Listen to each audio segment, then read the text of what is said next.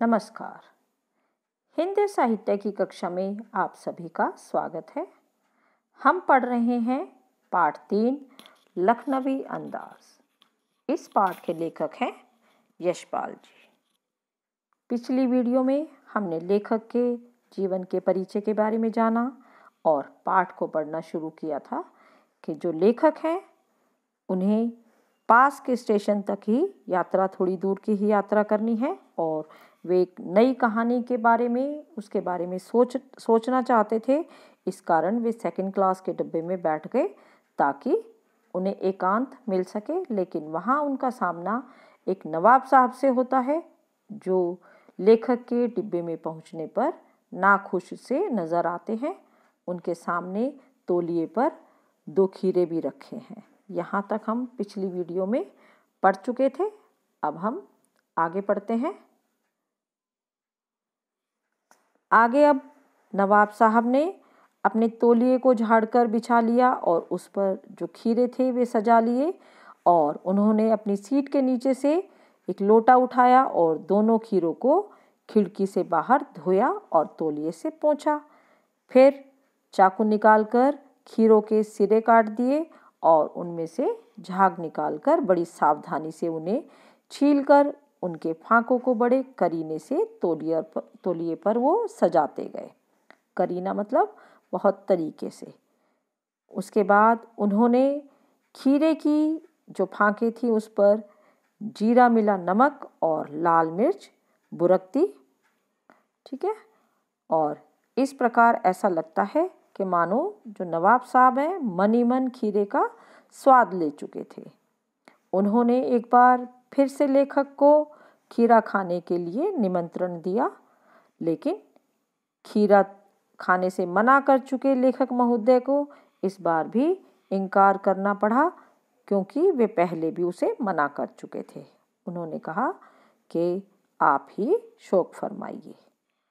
अब जो खीरा खाने का तरीका था नवाब साहब का, उन्हें लगा कि खीरा तो एक साधारण सा फल है या साधारण सा एक सब्जी है, तो वे अपने दिखावटीपन में केवल उन्होंने देख देख कर ही वे प्रत्येक खीरे की फांक को उठाते, उसे अपने मुंह तक ले जाते, उसे सूंघते और फिर उसे खिड़की से बाहर फेंक देते। जब वे खीरे की फांक को अपने मुंह तक ले जाते तो उनके मुंह में बिल्कुल पानी भर आया था। ऐसा लगता है जैसे हम जब स्वादिष्ट चीज़ खाते हैं तो जब उसे देखकर हमारे मुंह में जो पानी भर आता है, ऐसा ही नवाब साहब के साथ हुआ। लेकिन उन्होंने प्रत्येक फांक को उठाया, सूंघा और खिड़की के बाहर फेंक दिया। उन्होंने खीरे का स्वाद केवल सूंघ कर ही ले लिया। अब यहाँ पर जो लेखक हैं वो कहते हैं कि नवाब साहब ने सारी फांकों को खिड़की से बाहर फेंककर तौलिए से अपने हाथ पोंछे और गर्व से गुलाबी आंखों से हमारी ओर देख लिया, मानो कह रहे हो कि यह है खानदानी रईसों का तरीका। अर्थात जो रईस है नहीं, अपने आप को केवल दिखाते हैं, दिखावटी जीवन जीते हैं, ऐसे लोग केवल सूंघ कर ही उसका खीरे का रसास्वादन कर लिया, ऐसा वे दर्शा रहे हैं। अब नवाब साहब खीरे की तैयारी अर्थात खीरे को काटने में, उसे तैयार करने में, नमक मिर्च बुरकने में और फेंकने में ऐसे लगता है जैसे थक गए हों। वे लेट गए और हमें तस्लीम में सिर खम कर लेना पड़ा। तस्लीम अर्थात उनके सम्मान में सिर को हमें झुकाना पड़ा। सिर खम कर लेना का अर्थ होता है सिर झुकाना पड़ा। किस लिए सिर झुकाना पड़ा? कि उनकी जो खानदानी तहजीब, नफासत और नज़ाकत को देखकर। तहजीब अर्थात शिष्टाचार और नफासत स्वच्छता और नज़ाकत का अर्थ होता है कोमलता।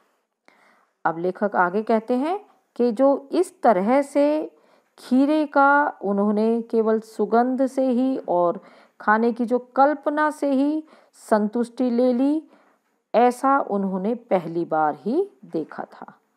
इतना सूक्ष्म, नफीस और एब्स्ट्रैक्ट तरीका, लेखक कहते हैं कि इस तरीके का तरीका तो हमने पहली बार ही देखा है। परंतु फिर वे कहते हैं कि क्या इस तरीके से उदर की तृप्ति हो सकती है? उदर अर्थात पेट की तृप्ति, संतुष्टि। क्या इस तरह रसास्वादन लेने से हमारा पेट भर सकता है या केवल दिखावटीपन है?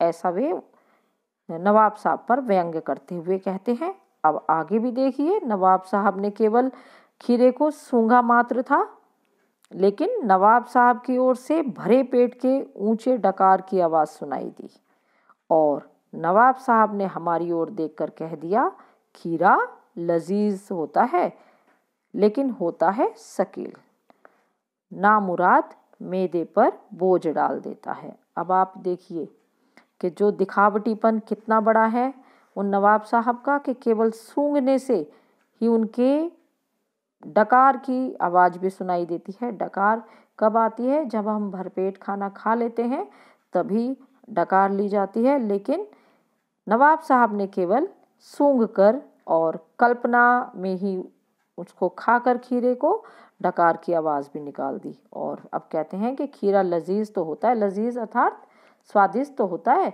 लेकिन आसानी से पचने वाला नहीं होता। शकील का अर्थ होता है जो आसानी से ना पचे। ज्ञान चक्षु खुल गए।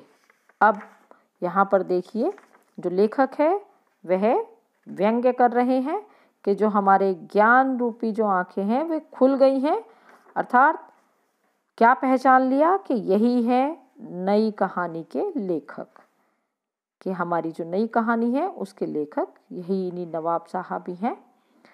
अब आगे जो लेखक कहते हैं वो है कि खीरे की सुगंध और स्वाद की कल्पना से पेट भर जाने का डकार आ सकता है, तो क्या बिना विचार, घटना और पात्रों के लेखक की इच्छा मात्र से नई कहानी नहीं बन सकती?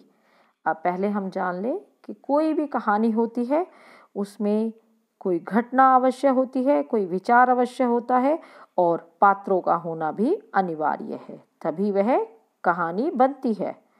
लेकिन यहाँ लेखक कहता है कि जब केवल सुगंध से या स्वाद की कल्पना कर सकने से ही पेट भर सकता है और डकार तक आ सकती है, तो क्या कहानी भी बिना विचार, पात्रों और घटना के नहीं लिखी जा सकती? ऐसा वह है रईस जो नवाब साहब है उन पर व्यंग्य करते हुए, जो लोग दिखावटी हैं, दिखावटी जीवन व्यतीत करते हैं, सच्चाई से दूर रहते हैं, असलियत से परे हैं, उन्हीं पर यहाँ पर लेखक ने व्यंग्य किया है। तो यह तो हुआ पाठ लखनवी अंदाज, और अगली वीडियो में इसी के हम अभ्यास प्रश्न करेंगे। आज के लिए बस इतना ही। धन्यवाद।